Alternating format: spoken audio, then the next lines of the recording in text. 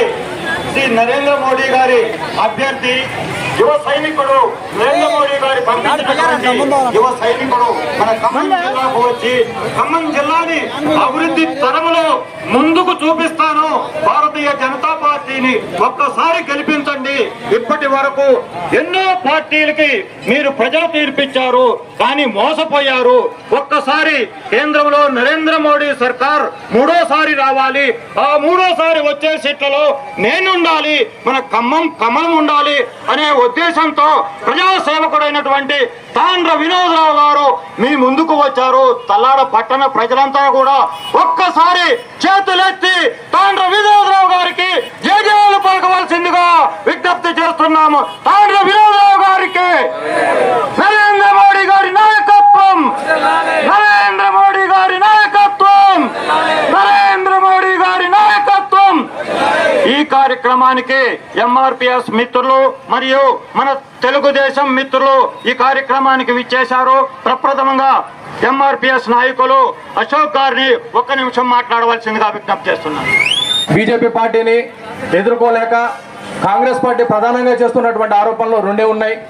ఒకటి, భారతీయ జనతా పార్టీ కేంద్రంలో అధికారంలోకి వస్తే ఖచ్చితంగా రిజర్వేషన్స్ ఎత్తేస్తుంది. రెండవది, మత విద్వేషాలు లేపుతుందని చెప్పేసి దళితుల దగ్గర పోయి వాళ్ళకి ఎటువంటి ఆలోచన లేకపోయినా కానీ ఈ కాంగ్రెస్ పార్టీ దుష్ప్రచారం చేస్తా ఉన్నది. నేను ఒకటే విషయం మీ ముందు ప్రస్తావిస్తా ఉన్నా. ఇప్పుడు జరుగుతున్నటువంటి పార్లమెంట్ ఎలక్షన్లో కాంగ్రెస్ పార్టీ ఈ తెలంగాణ రాష్ట్రంలో ఉన్నటువంటి 52% మంది బీసీ జనాభాకి ఎన్ని సీట్లు కేటాయించిందో మీరు దయచేసి అర్థం చేసుకోవాలా. 52% ఉన్న బీసీలకి కేవలం 2 అంటే 2, అవి కూడా ఒకటి హైదరాబాద్, రెండోది మెదక్. ఈ 2 స్థానాల్లో కూడా బీఆర్ఎస్ పార్టీ చాలా తీవ్రంగా ఆడ గట్టిగా ఉన్నది. అయినా కానీ అక్కడ ఇతకు మాత్రం ఇవ్వడం జరిగింది. అంటే ఓడిపోయే స్థానాలు బీసీలకు ఇచ్చి బీసీలకి 52% ఉన్నటువంటి రిజర్వేషన్లు ఇవ్వకుండా 2 కూడా ఓడిపోయే స్థానాలు ఇచ్చి కేవలం రేవంత్ రెడ్డి సామాజిక వర్గమైనటువంటి రెడ్లకి 7 పార్లమెంట్ సీట్లు ఇప్పించుకోవడం జరిగింది. దయచేసి అర్థం చేసుకోవాలా. అంటే భారతీయ జనతా పార్టీ అధికారంలోకి వస్తే రిజర్వేషన్లు పోతాయని చెప్పేసి చెప్తున్నటువంటి కాంగ్రెస్ నాయకులు మరి ఇప్పుడు మీరు చేసిందేంటి? 52% జనాభాకి కేవలం 2 ఎంపీ సీట్లు ఇస్తారా? ఇది రిజర్వేషన్ తొలగించడం కాదా అని చెప్పేసి దయచేసి అర్థం చేసుకోవాలా. అదేవిధంగా దళితుల్లో, ఎస్సీల్లో అత్యధిక జనాభా ఉన్నటువంటి మాదిగ సామాజిక వర్గానికి ఒక్క ఎంపీ సీటు కూడా ఇవ్వకుండా మాదిగలను అవమానించింది నిజం కాదా? మాదిగలకి రావాల్సిన రిజర్వేషన్ తీసేసింది నిజం కాదా? దయచేసి నా మాదిగ మిత్రులందరూ కూడా అర్థం చేసుకొని కృష్ణమాదిగ గారు ఇచ్చిన పిలుపు మేరకు ఖచ్చితంగా మనం బీజేపీ పార్టీకి అండగా నిలబడి నరేంద్ర మోడీ గారి నాయకత్వాన్ని బలపరిస్తే మనకు ఖచ్చితంగా రిజర్వేషన్లు వచ్చి మన జీవితాలు బాగుపడతాయని చెప్పేసి సభాముఖంగా తెలియజేస్తా ఉన్నా. అదేవిధంగా కొన్ని మతపరమైన విషయాలకి బీజేపీ కడతా ఉన్నారు. దయచేసి అర్థం చేసుకోండి. మణిపూర్లో ముఖ్యంగా దళితులారా, మణిపూర్లో ఏదో సంఘటన జరిగిందని చెప్పేసి దానికి మనకు ముడిపెట్టే ప్రయత్నం ఈ కాంగ్రెస్ పార్టీ చేస్తా ఉంది. మణిపూర్లో జరిగినటువంటిది 2 వర్గాల మధ్య ఆధిపత్య పోరు, కానీ అక్కడ మన దళితులకి ఆ సంఘటనకి ఎటువంటి సంబంధం లేదు. ఇక్కడ మన స్వేచ్ఛాయుతంగా మీకు ఇష్టం వచ్చినటువంటి మతాన్ని సేకరించి దాన్ని అనుసరించే విధంగా భారతీయ జనతా పార్టీ మనకు అండగా ఉంటుంది. కాబట్టి ఖచ్చితంగా మనం కృష్ణమాదిగ గారి యొక్క నాయకత్వాన్ని బలపరిచిన వాళ్ళం, నమ్మిన వాళ్ళను, ఆయన నాయకునిగా నిలబెట్టిన మాదిగలం. కాబట్టి ఆయన మాటని మనం అంచనలో పెట్టి బీజేపీ పార్టీ కమలం పువ్వు గుర్తు పైన మన అమూల్యమైన ఓటు వేసి తాండ్ర వినోదరావు గారిని ఖమ్మంలో గెలిపించాల్సిన అవసరం ఖచ్చితంగా మాదిగలపై ఉందని చెప్పేసి నేను తెలియజేస్తూ నాకు కల్పించిన అవకాశానికి మరొకసారికి సామాజిక ఉద్యమ పార్లమెంట్ నియోజకవర్గ అభ్యర్థి తాండ్ర వినోదరావు గారి విజయాన్ని కాంక్షిస్తూ ఈ మన నియోజకవర్గ అభ్యర్థి అయినటువంటి శ్రీ నంబూరు రామలింగేశ్వరరావు గారిని మాట్లాడాల్సిన తెలిస్తే కాంగ్రెస్ పార్టీ 11 మంది లాయర్లు పెట్టి ఆ కార్యక్రమాన్ని ఆపాలని చూసింది. 22వ తారీఖు ప్రాణ ప్రతిష్ఠ రోజు పార్టీలకు అతీతంగా, మతాలకు అతీతంగా, కులాలకు అతీతంగా ప్రతి ఇంటిపై కాషాయ ధ్వజం ఎగిరింది. కానీ ఒక్క కాంగ్రెస్ పార్టీ నాయకుడు కూడా రామ మందిరంకెళ్ళి 1 గంట కొట్టలేదు. అయినా కానీ ప్రపంచం మొత్తం ఈ రామాలయం వైపు చూసింది. రాముడి గుడిలో గంట కట్టని కాంగ్రెస్ పార్టీకి ఓటేద్దామా? హిందూ సమాజాన్ని, మన సనాతన ధర్మాన్ని ప్రపంచ స్థాయికి తీసుకెళ్లిన మోడీ గారిని 3వసారి ప్రధానిని చేద్దామా? ఒక్కసారి ఆలోచించండి. మోడీ గారికి అత్యంత సన్నిహితుడు తాండ్ర వినోదరావు గారు. 8-10 సంవత్సరాల నుంచి ఈ నియోజకవర్గం అభివృద్ధికి చెందుకోలేదు. ఆయన స్వయంగా ఈయన గారికి రాజకీయ, ఇంకొక ఆయనేమో తన భార్య కోసం ట్రై చేసుకున్నాడు. ఇంకొక ఆయనేమో పాపం తన తమ్ముడికి ట్రై చేసుకున్నాడు, కానీ తమ్ముడు ఎక్కడ డెవలప్ అవుతాడో అని చెప్పేసి వియ్యంకుడికి ఇప్పించుకున్నాడు. ఇది వాళ్ళ రాజకీయం. దయచేసి ఒక్కసారి అర్థం చేసుకోండి. ఆ కుటుంబాలు తప్ప వేరే వాళ్ళు రావడానికి వీల్లేదా? ప్రజల అభివృద్ధి చెందటానికి వీల్లేదా? ఒక్కసారి ఆలోచించి ఒక్కసారి మీ అమూల్యమైన ఓటు కమలం పువ్వు గుర్తుకు ఓటేసి తాండ్ర వినోద్రావు గారిని గెలిపిస్తే భారత ప్రధాని శ్రీ నరేంద్ర మోడీ గారు 3వసారి ఈ దేశ ప్రధాని అవుతాడు. మీరొక్కసారి గమనించండి. అదృష్టం అంటే ఇదే.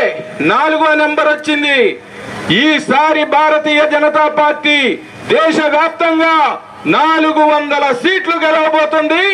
ఈ 4వ నెంబర్లో ఉన్న తాండ్ర వినోద్రావు గారే ఆ 400 గెలుపు ఖాయం అవుతుందని చెప్పేసి మీ అందరికీ విజ్ఞప్తి చేస్తూ మరొక్కసారి మోడీ గారిని ప్రధాని చేసుకునే అవకాశం మీరు కల్పించాలని కోరుతూ కమలం పువ్వు గుర్తుకే, కమలం పువ్వు గుర్తుకే, భారత్ మాతాకి జై శ్రీరామ్.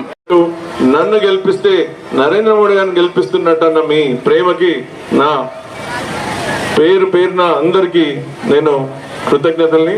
మీ ప్రేమ నేను ఎన్నడూ మర్చిపోలేను. చెల్లెమ్మలు, అక్కలు, మీలో అన్నలు, తమ్ముళ్ళు, మీలో ఒకటి వాడిని నేను. మా ఊరు కూడా ఇక్కడ గట్టిగా మీరు అరగంట ఉంటే మా ఊర్లో ఉంటారు. నేను స్వగ్రామం ఇంకొక 45 నిమిషాల్లో ఉంటారు. ఈ గడ్డ బిడ్డను, ఇక్కడ పెరిగిన వాడిని, ఇక్కడ రైతు బిడ్డనే, రైతును, ఇక్కడ చదువుకున్న వాడిని, ఇక్కడ సమస్యలు తెలిసిన వాడిని. మనకి ఏమి కావాలో మనకి తెలుసు, కానీ ఇంకెక్కడి నుంచో వచ్చి ఇక్కడ ఎవరు లేనట్టు, ఇక్కడ సమస్యలు ఎవరు తీర్చినట్టు పక్క డిస్ట్రిక్ట్ నుంచి తెచ్చుకున్న కాంగ్రెస్ పార్టీని ఒకటే అడుగుతున్నా.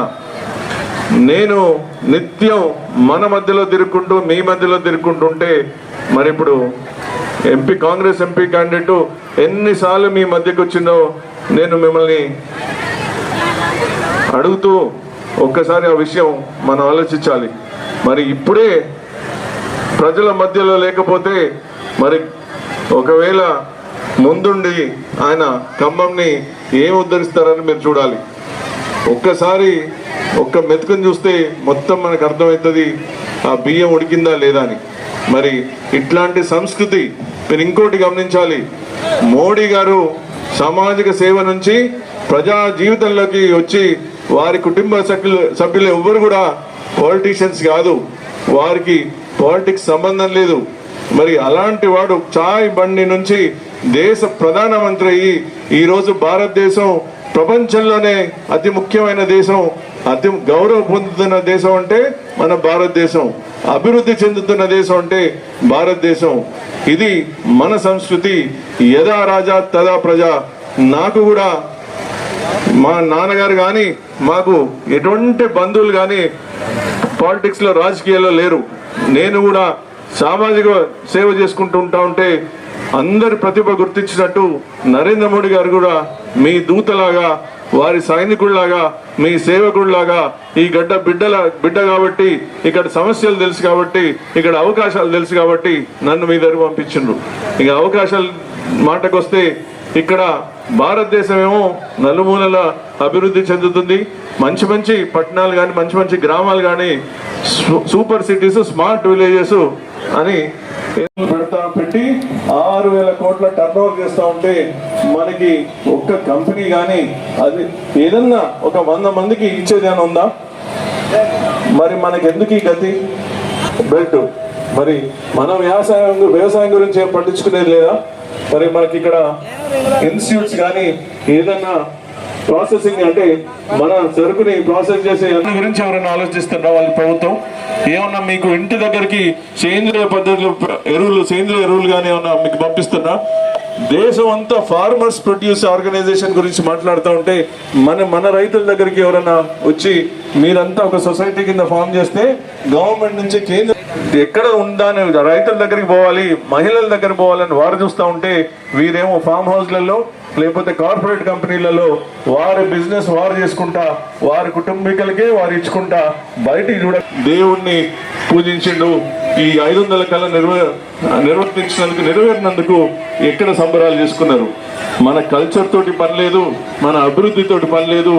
వారి స్వార్థం కోసం ఉంటే వారు తప్పుడు గ్యారంటీలు ఇచ్చుకుంటా 6 గ్యారంటీలు అని చెప్పి 2,500 రూపాయలు మీకు ఇచ్చిందామా? తులం బంగారం ఇచ్చిందా? అట్లా రైతులకు ఏమైనా 15,000 ఇచ్చిందా? అవి ఇవ్వకుండా ఏదో కేంద్రంలో గెలుస్తా అంటే మళ్ళీ మేము వస్తా అంటే మళ్ళీ మనని మోసం చేసి మళ్ళీ వాళ్ళ పబ్బం గడుపుకొని మళ్ళీ 5 సంవత్సరాలు ఖమ్మంని అభివృద్ధి చేయకుండా, మన కాలేజీలు రాకుండా, హాస్పిటల్ రాకుండా, పరిశ్రమలు రాకుండా ఇది మళ్ళీ మోసం చేయాలని చూస్తున్నారు. కాబట్టి ప్రజలారా మీరు ఒక్కటి ఆలోచించండి. నరేంద్ర మోడీ గారి దృష్టికి ఆల్రెడీ ఖమ్మం మీద ఉంది. వారు ఖమ్మం మీద ఎప్పటికప్పుడు వాకప్ చేస్తున్నారు. మన రాజ్నాథ్ సింగ్ గారిని పంపించిండ్రు, నడ్డా గారిని పంపించిండ్రు. ఇంకా 2 రోజులలో ఇంకో పెద్ద లీడర్ వస్తున్నారు. రేపు ఛత్తీస్గఢ్ మహారాజు కమల్ బందియో వారు వస్తున్నారు. అట్లా మనకి ఖమ్మం మీద దృష్టి ఆల్రెడీ పెద్దలకు ఉంది. మనం మన కోసం, మన స్వార్థం కోసం, మన గ్రామాలు పట్టణాల అభివృద్ధి కోసం ఈసారి మీరు కమలం గుర్తుకు ఓటేసి నన్ను ఢిల్లీ పంపిస్తే మీ సేవకుడిలాగా, నరేంద్ర మోడీ సైనికుడిలాగా మొత్తం నిత్యం వారెలా పనిచేస్తుండ్రో నేను కూడా పనిచేసి మీ మధ్యలో ఉండి ఇక్కడే ఉండి ఇక్కడే మా ఇల్లు కూడా, మా ఓటర్ ఐడి కూడా ఇక్కడే కాబట్టి ఇక్కడ ఉండి మీ సేవ చేసే అవకాశం ఇవ్వండి. భారత్ మాతాకి జై, జై శ్రీరామ్. సర్వే జన సుఖినో భవంతు. ఈరోజు తల్లాడ పట్టణంలో ప్రదర్శన జరిగింది. ఈ కారకమైనటువంటి ధన్యవాదాలు తెలియజేస్తూ, అట్లాగే ఎంఆర్పిఎస్ మిత్రులకు, తెలుగుదేశం మిత్రులకు, ఈ కార్యక్రమాన్ని విచ్చేసినటువంటి అశేష ప్రజానీకానికి కూడా కృతజ్ఞతలు, ధన్యవాదాలు తెలియజేస్తూ ఈ కార్యక్రమాన్ని ముగించడం జరుగుతుంది. భారత్ మాతా కీ, భారత్ మాతా కీ. కమలం గుర్తుకే, కమలం గుర్తుకే, వినోదరావు వారికి.